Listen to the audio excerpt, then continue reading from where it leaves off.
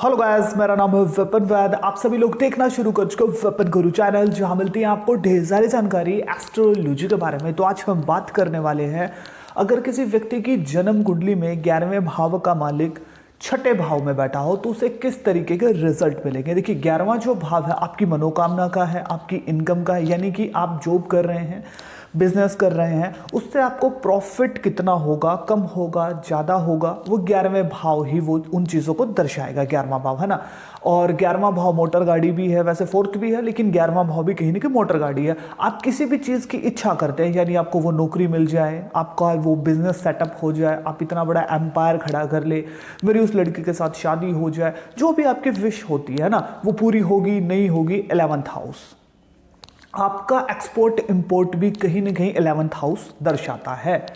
अब इसका मालिक जब छठे भाव में आ जाएगा और स्ट्रॉन्ग कंडीशन में होगा, पहले बात करेंगे स्ट्रॉन्ग कंडीशन में होगा उसकी, उसके बाद बात करेंगे अशुभ है तब क्या फल मिलेंगे। अब 11वें भाव का मालिक छठे भाव में बैठा है और बहुत ज़्यादा स्ट्रॉन्ग कंडीशन में बैठा है, तो ऐसे व्यक्ति की जो पुत्र वधू है, यानी उसके लड़के की जो वाइफ है ना, क्योंकि 11वां भाव आपके दामाद को भी दर्शाता है और पुत्र वधू को भी दर्शाता है, तो आपका जो दामाद है सर्विस करने वाला हो सकता है, क्योंकि छठा जो भाव है कहीं ना कहीं सर्विस को दर्शाता है ना। और आपकी जो पुत्र वधू है वो भी वर्किंग हो सकती है अगर स्ट्रॉन्ग कंडीशन में बैठा है तब। अगर अशुभ कंडीशन में बैठा है तो आपके दामाद आपकी इज्जत नहीं करेंगे, उनके साथ आपके तनाव बने रहेंगे, मतभेद रहेंगे। ऐसे ही पुत्र वधू के साथ आपकी बनेगी नहीं अगर 11वें भाव का मालिक छठे भाव में बैठा है और बहुत अशुभ कंडीशन में आ गया है। देखिए, ऐसी कंडीशन जब भी होगी और स्ट्रॉन्ग कंडीशन में अगर बैठा तो ऐसा व्यक्ति एक्सपोर्ट इंपोर्ट अपने एफर्ट इतने डालता है तो उससे उसको लाभ हो सकता है, क्योंकि छठा जो भाव है एफर्ट का है ना, और ऐसा व्यक्ति जब कंपटीशन का भी है छठा जो भाव है ना, ऐसा व्यक्ति 11वें भाव की चीज़ों को प्राप्त करने के लिए कंपटीशन करता है और अपनी मेहनत के बल पर है ना कंप्लीट करके 11वें भाव की जो भी चीज़ें हैं ना, जो भी उसकी विश है उन्हें प्राप्त कर लेता है। लेकिन जब 11वें भाव का मालिक छठे भाव में स्ट्रॉन्ग कंडीशन में होगा तभी ऐसा संभव हो पाएगा।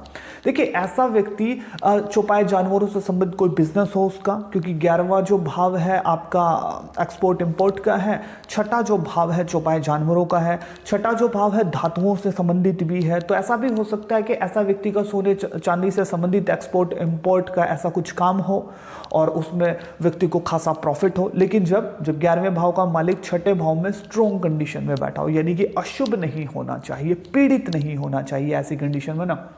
देखिए, ऐसा जब भी होगा तो ऐसा व्यक्ति कंप्लीट करता है, यानी कंपटीशन जब भी करता है, कंपटीशन करके ऐसा व्यक्ति जॉब प्राप्त कर सकते हैं ऐसे व्यक्ति, क्योंकि 11वां भाव आपकी इनकम का, छठा भाव कहीं ना कहीं सर्विस का है और छठा भाव कहीं ना कहीं कंपटीशन का भी है। तो आप ऐसा हो सकता है कि ऐसा व्यक्ति कंपटीशन एग्जाम क्लियर करे और जो भी उसकी मनोकामना थी कि मुझे वो वाली जॉब चाहिए वो उसे मिल जाए। देखिए, ऐसे व्यक्ति को निश्चित तौर पर लाभ होगा। दवाइयों से संबंधित अगर ऐसा व्यक्ति काम करता है या फिर मेडिकल से संबंधित ऐसे व्यक्ति का काम है ना, और धातुओं से संबंधित हो, छुपाए जानवरों से संबंधित को बिजनेस वगैरह हो, तो ऐसे व्यक्ति को लाभ होता है। मामाओं से भी ऐसे व्यक्ति को लाभ हो सकता है। लेकिन ये जो पोजीशन है, यानी कि 11वें भाव का मालिक छठे भाव में स्ट्रॉन्ग कंडीशन में होना चाहिए। 11वां भाव आपके प्रॉफिट का है, इनकम का है, छठा भाव आपके मामाओं का हुआ, तो ऐसा हो सकता है कि आपके मामा की फैमिली के साथ आपने कोई बिजनेस वगैरह शुरू किया या फिर मामा से आपको बहुत कुछ मिलता हो, प्रॉफिट आप मामा से कमाते हो।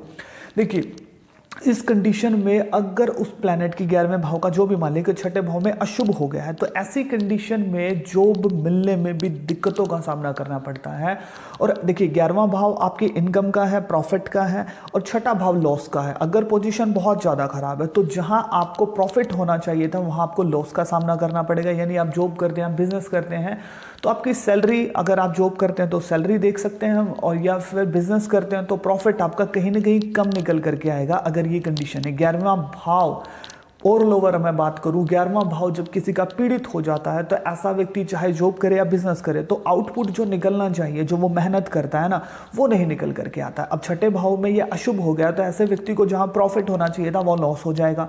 और ऐसे व्यक्तियों के तौर पर खास देखा गया है कि जब इनको लॉस लगता है तो फिर ये हेरा फेरी करने की कोशिश करते हैं, यानी कि इनका मन थोड़ा सा विचलित हो जाता है जब भी 11वें भाव का मालिक छठे भाव में है और बहुत ज्यादा अशुभ हो जाए। ऐसी कंडीशन में ऐसा व्यक्ति देखिए दवाइयों से संबंधित एक्सपोर्ट इंपोर्ट करने वाला हो सकता है अगर पोजीशन बहुत अच्छी है तब। कि अगर 11वें भाव का मालिक छठे भाव में बहुत स्ट्रॉन्ग कंडीशन में है तो ऐसे व्यक्ति कंपटीशन करते हैं, यानी एफर्ट डालते हैं और उच्च पद पर आसीन हो जाते हैं। लेकिन जो पोजीशन है वो स्ट्रॉन्ग होनी चाहिए, यानी 11वें भाव का मालिक जो छठे भाव में है पीड़ित नहीं होना चाहिए, अशुभ नहीं होना चाहिए। 11वां जो भाव है उच्च पद पर आसीन होने को भी दर्शाता है, यानी कि ऊंची पोस्ट पर व्यक्ति कोई बैठा है वो भी आपको मिलेगी नहीं मिलेगी, 11th हाउस ही दर्शाता है। 11th हाउस बहुत इंपॉर्टेंट हाउस है, क्योंकि आपकी हमारी जो भी जिंदगी में मनोकामना होती है, मेरे को ये मिल जाए, ये मिल जाए, ऐसा हो, तो आपकी जितनी भी मनोकामनाएं हैं वो पूरी होगी नहीं होगी, 11वां भाव ही झलकाएगा इन चीज़ों को।